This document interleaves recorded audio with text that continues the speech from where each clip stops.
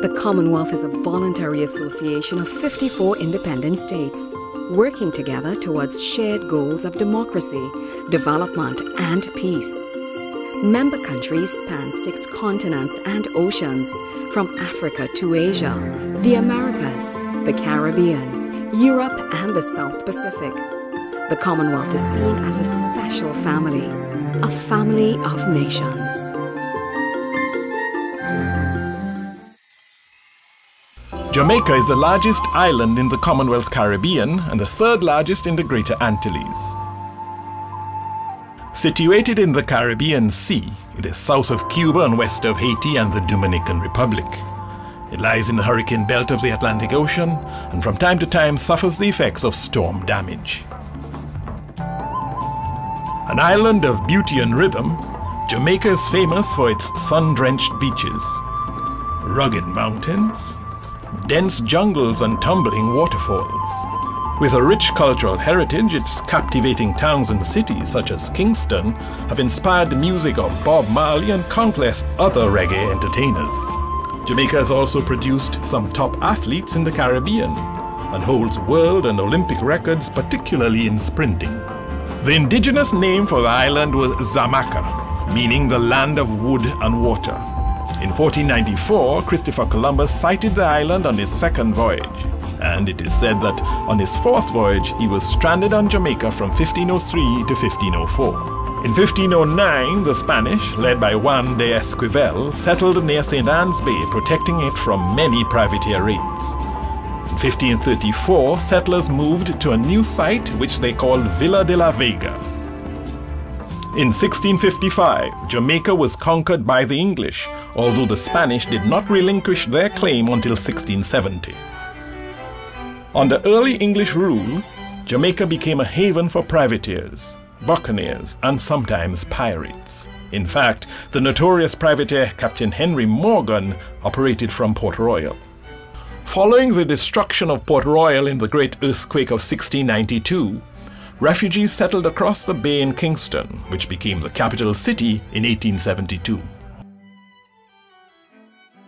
Although the Spanish introduced agriculture, the English transformed Jamaica from an obscure island outpost to a world leader in sugar production and trade for most of the 17th and 18th centuries.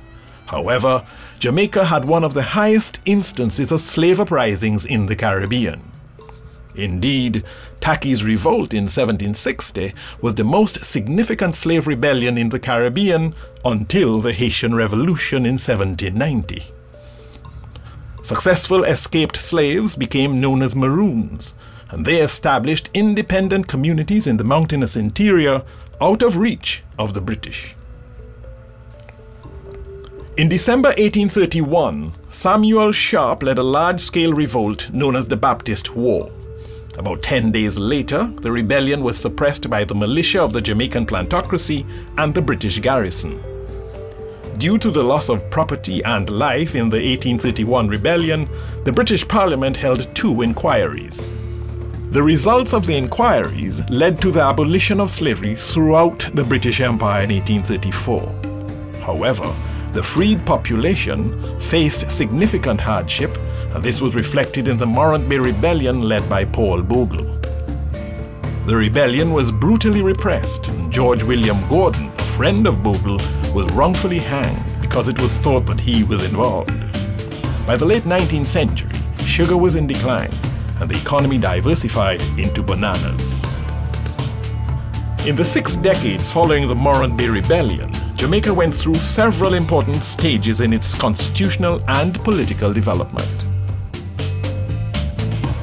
The one, perhaps, legacy of that long period that had some beneficial content was the affirmation of the rule of law and the development of embryonic parliamentary institutions, which provided the basis for us to grow into a full-fledged democracy when we became responsible for our own affairs.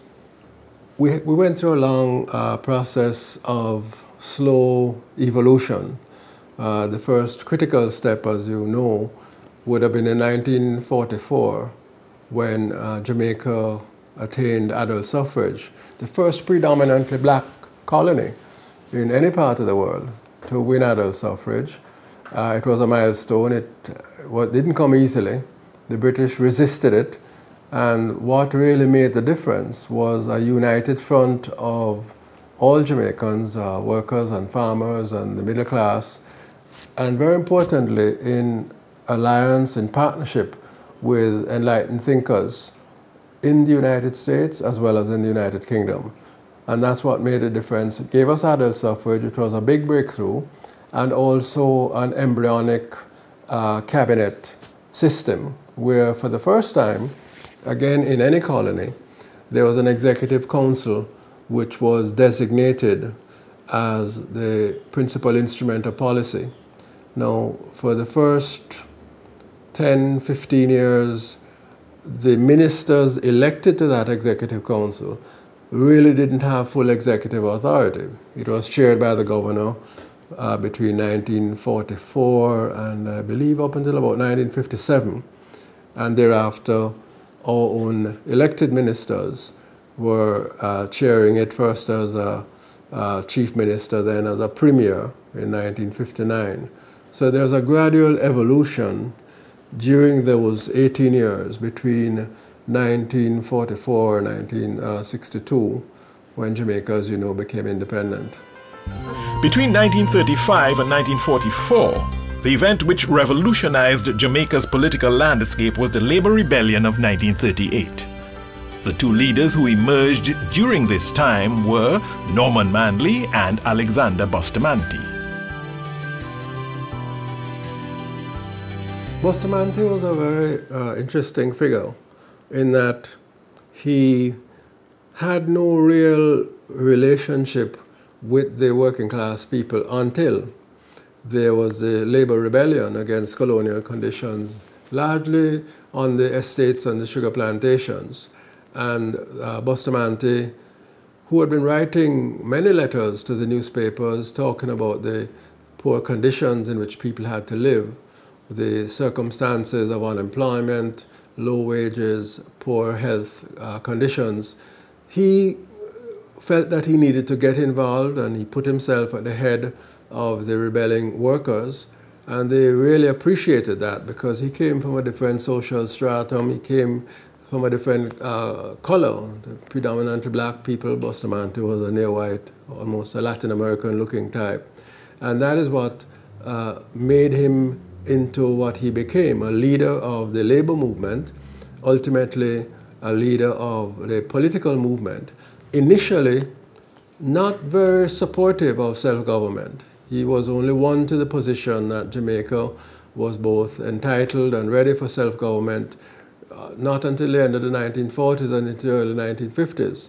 That leadership of the movement to self-government and ultimately to independence was Norman Washington Manley, who was the outstanding barrister who helped to form the People's National Party. I say helped to form because it was a broad coalition, largely of middle-class persons who went to Manley and said, look, we think we need a political party that would stand for self-government. And initially he said, no, I think the country's problems are largely economic. He was very much involved in community development, a movement called Jamaica Welfare, but ultimately was persuaded that community upliftment and social welfare would not be able to achieve its full fruition without political self-government. And it was he who took up the case of the Jamaican people and led the argument and the advocacy both amongst our people and with the British for internal self-government. So you had Bustamante, the labor leader, and Norman Manley, the brilliant advocate of self-government, each at the head of what became two political parties that ultimately grew into Jamaica's competitive party system, which is one of the main strengths of our democratic process here, as well as, you might say, one of its main weaknesses. This two-party system actually emerged from a split in the People's National Party. Interestingly, the first part of the process of protest and the formation of political organization had Bustamante and Manley in the same political party. At a point in time, both were in the People's National Party. And then Bustamante was put in prison by the British, and still yet not confirmed, but there's good reason to believe that the British said to Bustamante, look, we feel that you are worthy of having your freedom, but we don't want you to continue mixed up with Norman Manley and those who, in that movement at the time, proclaimed themselves to be socialists. So there is a very strong belief and some reason to accept it that the split between Manley and Bustamante was certainly a desire of the British, so they would not have had a united national movement, if not an actual conspiracy which they led. So that in those first years, the People's National Party was formed in 1938, as I said, with Bustamante as a member and a supporter. The Jamaica Labour Party was formed in 1943, a few months after Bustamante was released from internment, from detention by the British authorities. And during that time, the debate was really between persons who said Jamaica desired and should have self-government, and Bustamante's group who said, no, that's not the issue. The issue is to improve the condition of the working man and working woman. Bread and butter, not self-government. Because if we got self-government, according to Bustamante, the people who would be in charge are that middle group, the so-called brown people in Jamaica, who during the long period of colonialism and slavery were very much a part of the system of oppression in general. So Bustamante gained a lot of traction by saying, look, if we move to self-government, we're going to put those people in charge who for so many decades and centuries were not really with you, but more with the oppressors. That argument ultimately was abandoned, and by 1949, certainly by 1955, with the third general election, both parties were saying more or less the same thing in relation to Jamaica's move to self-government. Initially, Jamaica sought independence through the West Indies Federation. During the period between 1959 and 1961, again, Bustamante took the position that Jamaica should not continue in the Federation. Quite ironically, he made the argument that Jamaica, this rich country, shouldn't get involved with all these poor islands. Of course, you know the rest is history. Jamaica has a lower per capita income than most of the other Caribbean territories 40 years down the road. So that argument was put, and Norman Manley, who was the premier at the time, felt that since the issue of federation was no longer a consensus one between both parties, Bustamante's JLP having broken, that there needed to be a referendum to put the matter to the people.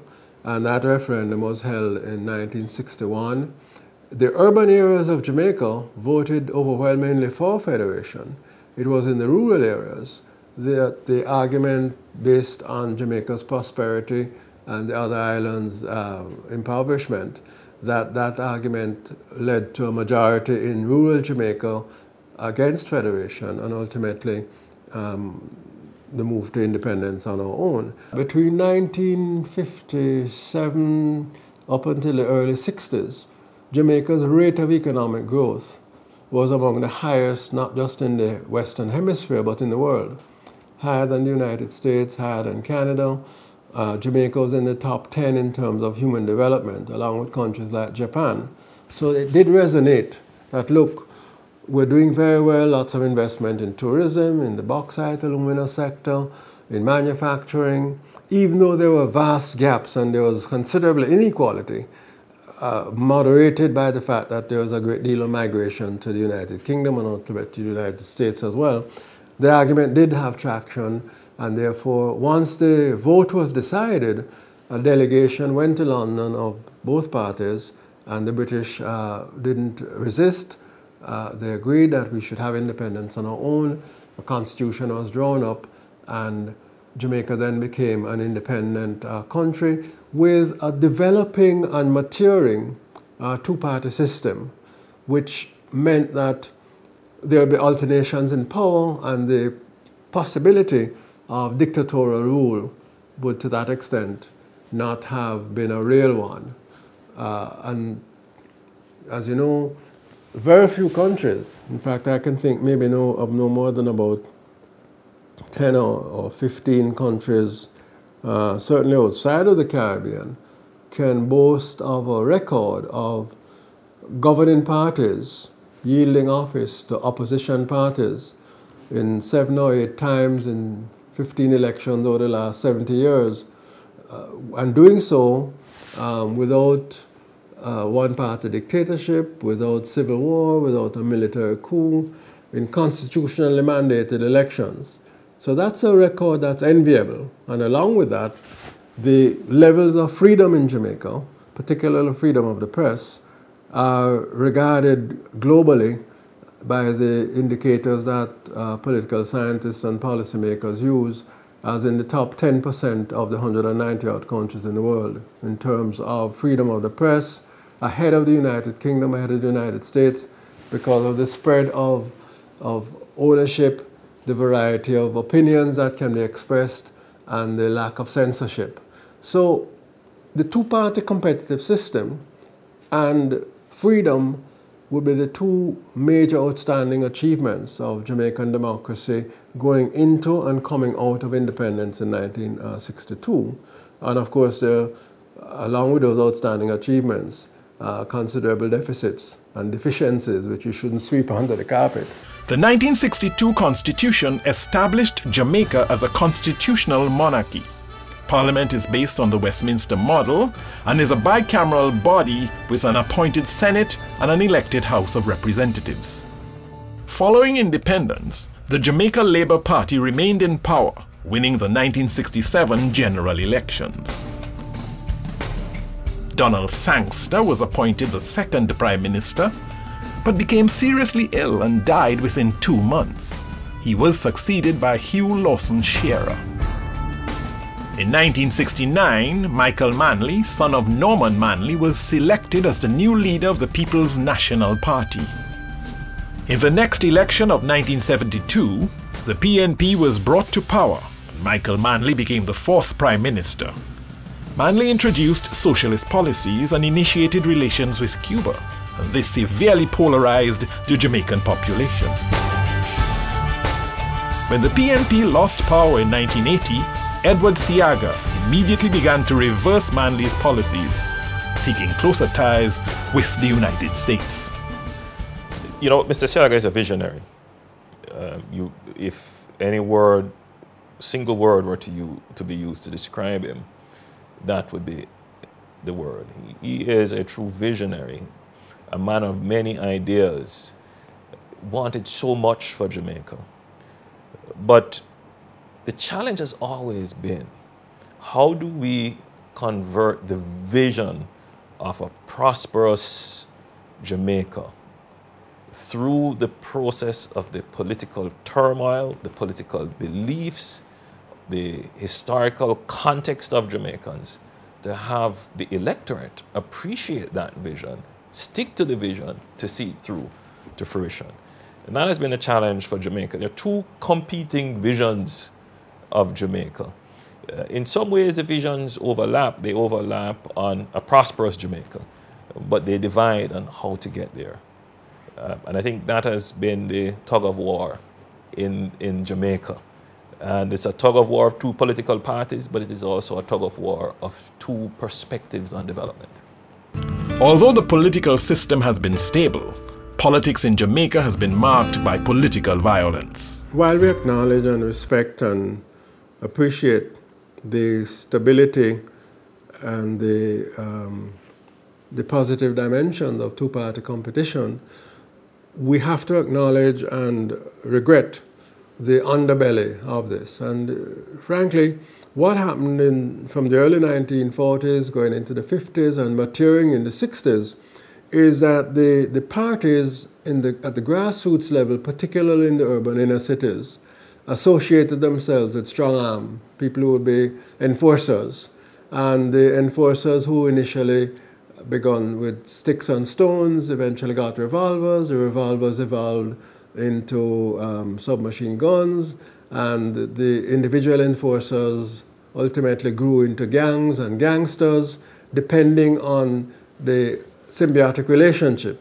The political candidate or the party would say, you provide an enforcement service, and we will in turn provide you with first claim on jobs, on contracts to clean the gully or to do something in a particular community.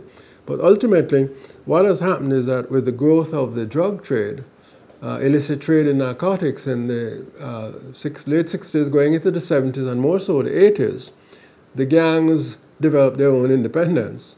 They developed their own association with the trade in narcotics and illicit arms trafficking, and almost the tail began to wag the dog, in that the gangs grew into transnational criminal organizations with their own structures, their own reach into the metropolitan countries, across the Caribbean as well.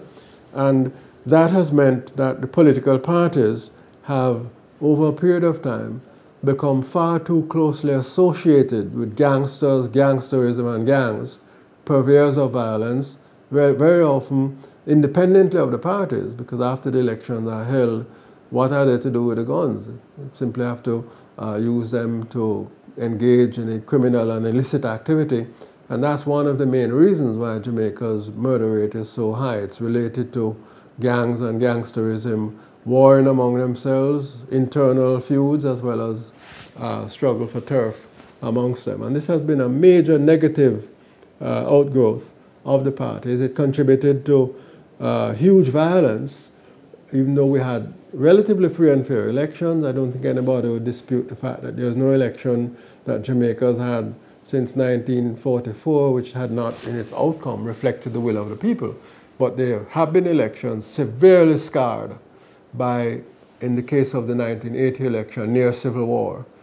Ultimately, we pulled back from the brink, and today Jamaica has an electoral administration which is acknowledged globally as a state-of-the-art, even though we still have what we call garrison constituencies or garrison communities, where there's very little freedom of association. In some communities, the Jamaica Labour Party activists could not go and canvass or advocate for his party, and vice versa. In some communities, the People's National Party candidate couldn't do that.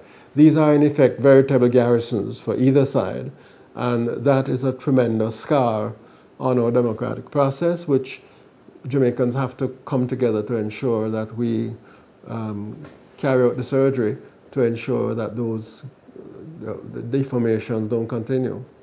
In March 1992, Michael Manley retired from politics and P.J. Patterson took over as leader of the PNP. Patterson became the first political leader in Jamaican history to win 3 consecutive elections. In February 2006, Portia Simpson Miller was elected as Patterson's successor.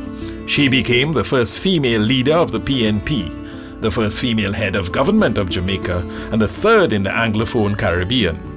Simpson Miller first served as Prime Minister from 2006 to 2007. The next elections were held in September 2007.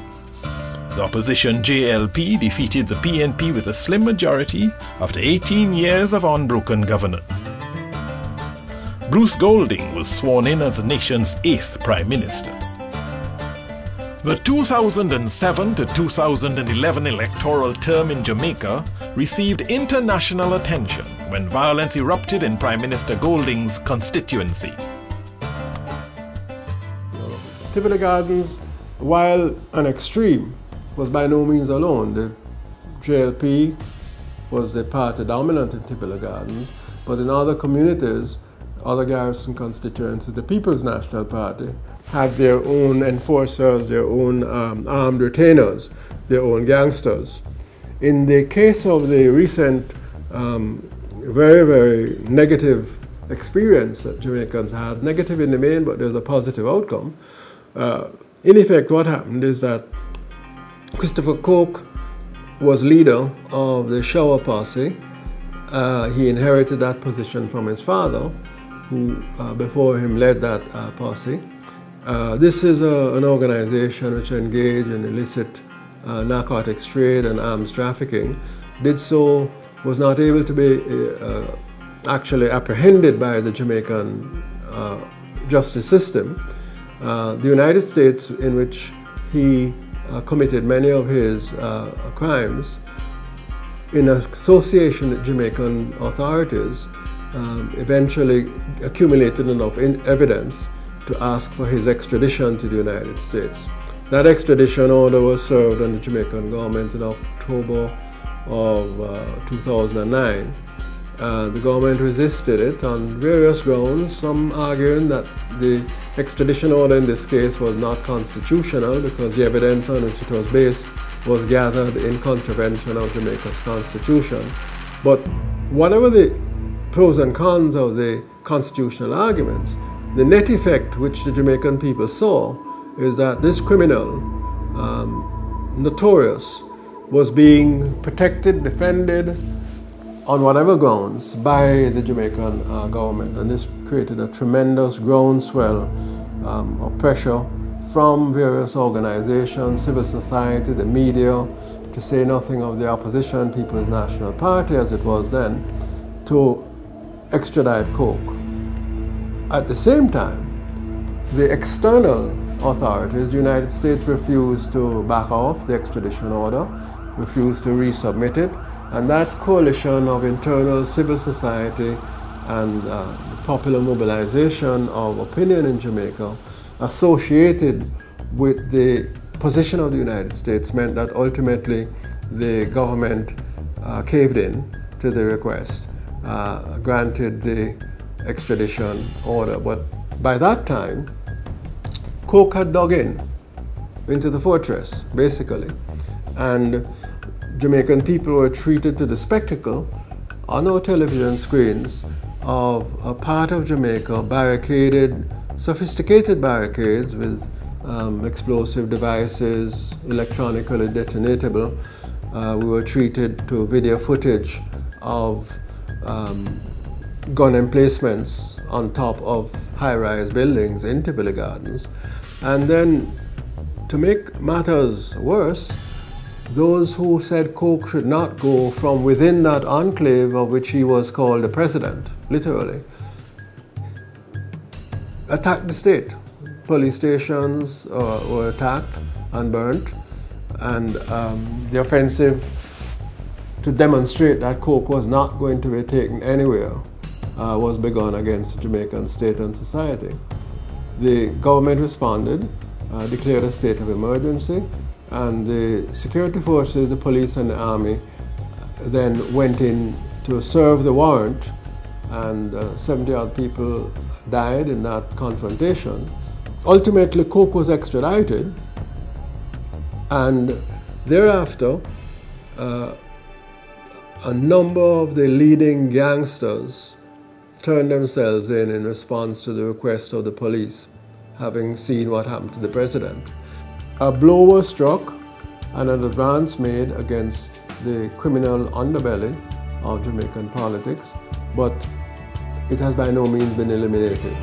And that remains to be an issue as we speak, how to better ensure that the gangs and gangsterism are less and have a far less deleterious effect on our democratic process. The significant challenge we faced, as Jamaica's always faced, would be coming out of a recession, having to settle with an IMF deal, and then not being able to take the IMF tests as they fell due. That placed us in a precarious position, which we felt would have had an impact on our finances.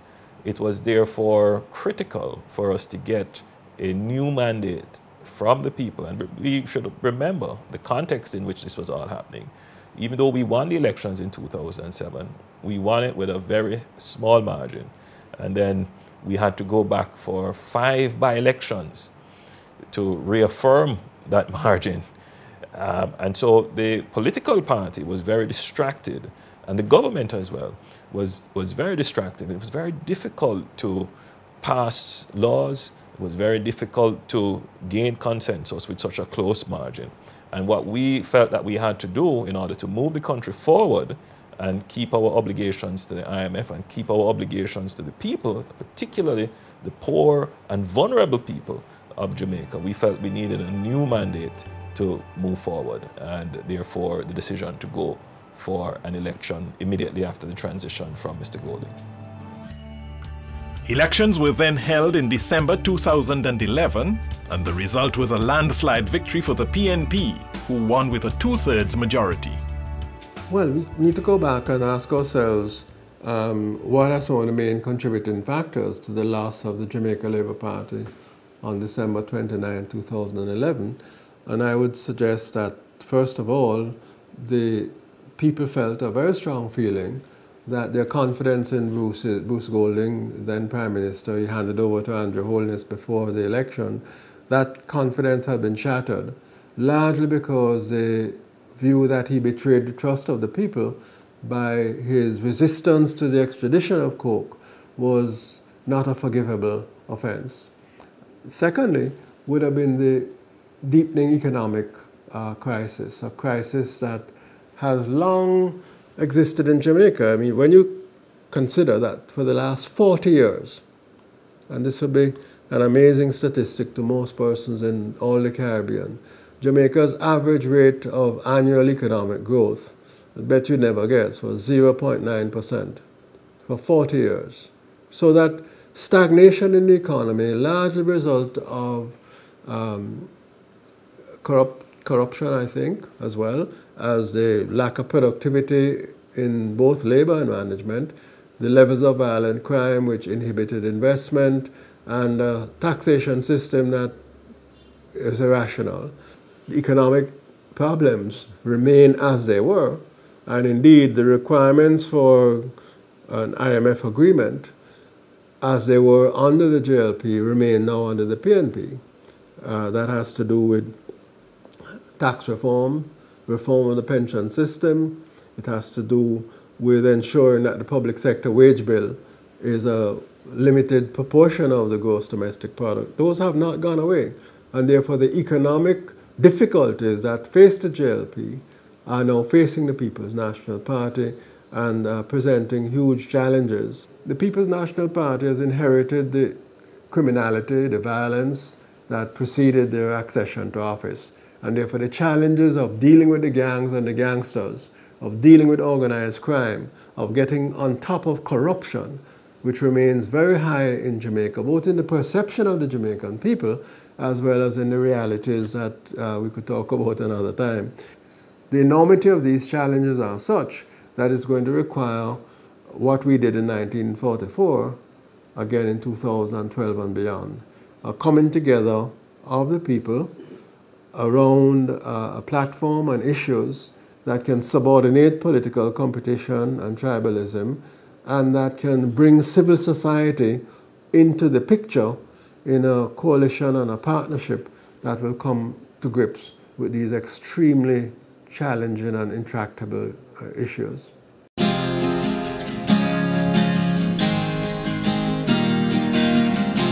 Jamaica, moving ahead as a parliamentary democracy.